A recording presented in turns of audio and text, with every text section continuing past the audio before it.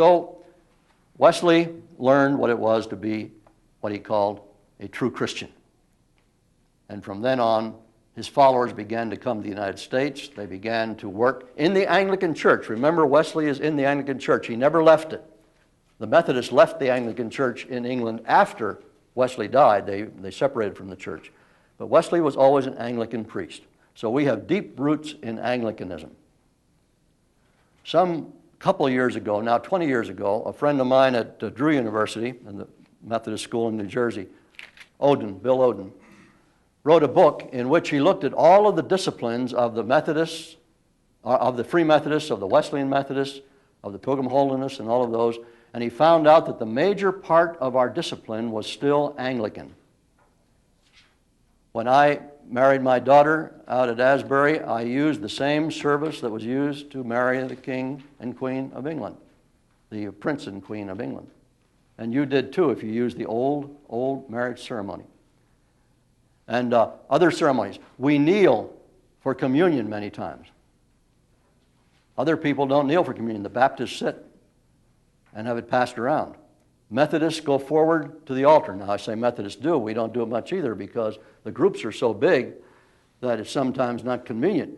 But if you're going to be real Methodist, you kneel at the altar. And what is that? That's Anglican. The Anglicans went and kneeled at the altar because the altar was the place where the sacrament was. And they were sacramental. And we still do that. We kneel to pray. We kneel to pray. All of that is Anglican. I can remember in the Pilgrim Holiness Church, we kneel very rarely that we stood to pray. There was nothing against it, but we didn't. We almost always kneeled.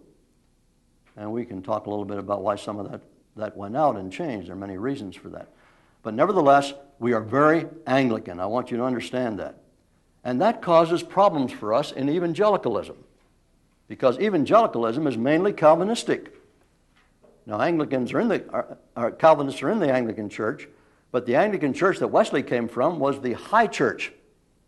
He believed in the sacraments, and he believed in the prayer book, and he believed in all of these things. When I say believed in them, and he used them. They were aids to his spirituality. And so he was not a low church evangelical.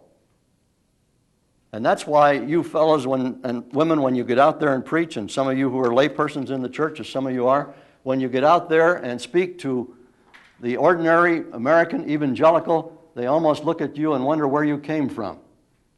Although I would maintain, of course, that we are as evangelical in the sense of the word as anybody else.